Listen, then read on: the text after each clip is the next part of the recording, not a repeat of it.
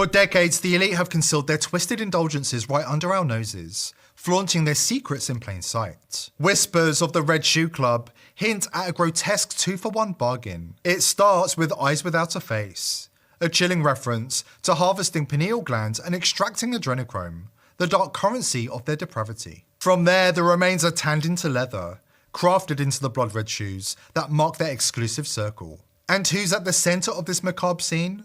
None other than the Podestas, America's foremost collectors of degenerate art, and the shadowy figures who wielded influence at the White House during Biden's tenure.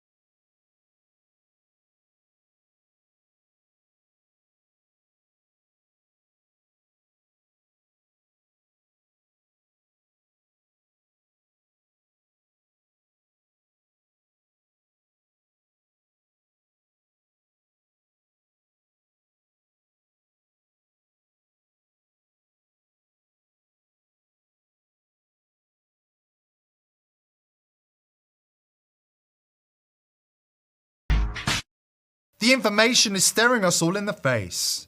Despite mainstream media misinformation, Ukraine has emerged as a key player in the child trafficking network. As former CIA analyst Larry Johnson told Judge Napolitano, Ukraine has been a hotbed of corruption and paedophilia for decades. And the main globalist interest in Ukraine is child trafficking. Yeah, hey, Judge, remember, we've got reports coming out of Ukraine that children are being trafficked by the West, that they're being used for both sex, they're being used for harvesting organs. It's not isolated reports. They're very credible reports on this. And you come back and look at, why is the United States so heavily invested in Ukraine? Because it's not because we're there to, quote, uphold democracy. If we're there to uphold democracy, we'd be attacking Ukraine. Johnson is a seasoned analyst who knows Ukraine better than anybody in the mainstream media. And following Trump's election victory, his expert analysis is playing out exactly as predicted. According to those on the ground, a private jet was seized near the border of the Russian Kursk region in late March, with dozens of traumatized children being held against their will in atrocious conditions. I'm telling you this because the world needs to know what I saw, what we're all seeing out here.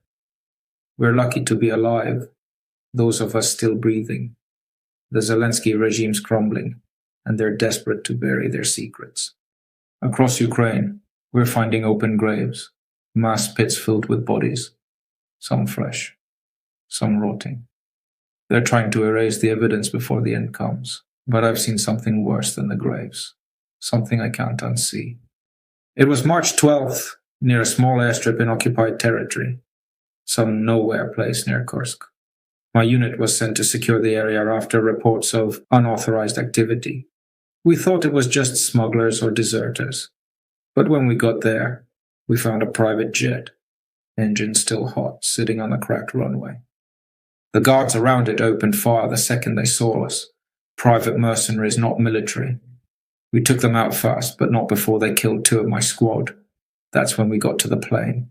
The smell hit us first, sour and metallic, like blood and fear mixed together. Inside, there were kids. Dozens of them crammed into the cargo hold, barely alive.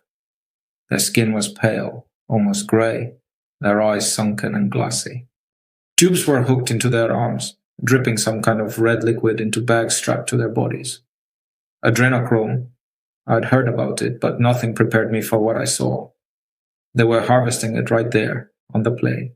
Some of the kids twitched, others just stared, too weak to cry.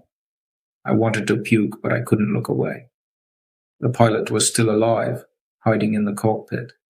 We dragged him out, and after a few hours, well, let's just say he talked. He didn't deserve any mercy, not after what he'd done. He told us the plane was headed for Greenland, a stopover before the final leg to Washington, D.C. Our intel says Greenland's been a hub for years, halfway between Eastern Europe and the US. 2 bases that we know about, there could be more, out in the tundra, where no one's around for hundreds of miles. Lawless, frozen wilderness, perfect for their sick operations. He described the main hub like he'd been there 100 times.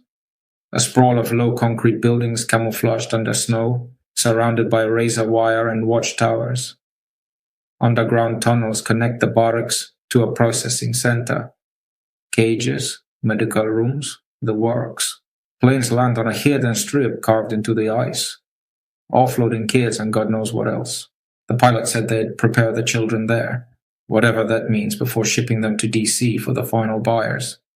He smirked when he said it, like he was proud, until we broke his jaw. The plane's manifest confirmed it. Coordinates in Greenland, coded messages, names I didn't recognize but our boys in intelligence probably will. We torched the jet after we got the kids out. Most of them didn't make it through the night. Too far gone. The ones who did, we hid with locals who swore they'd keep them safe until we can evacuate them. I don't know if they'll survive, but I couldn't stay. My squad reported it up the chain, but the orders came back fast. Keep moving and find more children before it's too late. Greenland's the key, I'm telling you. The elite have been using it as their trafficking crossroads, remote, unguarded, forgotten. The pilot said there's more planes, more bases, more kids. I don't know who's listening to this, but if you've got the means, get there. Expose it. I just hope I live long enough to see it burn. Thanks to Putin's adrenochrome task force, all bets are off, and the paedophile elite are running scared. But be warned, speaking the truth about the elite is a dangerous game, as Hollywood actor Jim Caviezel found out when he shared what he knows about adrenochrome and the entertainment industry. I did The Passion of the Christ, and when the movie was over, 2 people that had committed murder came forward and turned themselves in. That was how powerful that film is. This one has the reverse. You watch it, you feel God's love and the power in this movie, Sound of Freedom, and it makes you unafraid. I was willing to come forward and speak truthfully on things like adrenochrome, organ harvesting, and was severely reprimanded by much of the media. And they claimed their fact checkers knew more, but they don't know like you guys know. I put you up against them anytime. And so, but it was a burden that I was no longer burdened with anymore. My career I would never put in front of the children. If you want to live in a world that's safe for our children, it's time to choose a side and make a stand. Are you on the side of the Hollywood entertainment system that corrupts and abuses children, and a mainstream media that covers up the crimes of the abusers in positions of power? Or are you on the side of the brave truth tellers seen in this video, who are determined to make the world a better place for our children? Here at The People's Voice, we're determined to continue exposing the crimes of the elite, but we need your help. Subscribe to the channel, spread this video far and wide on X, and join the People's Voice Locals community to join our awesome community and support the channel. I hope to see you there. Today's video is brought to you by IPv6ers. Are you a content creator who wants to publish information online?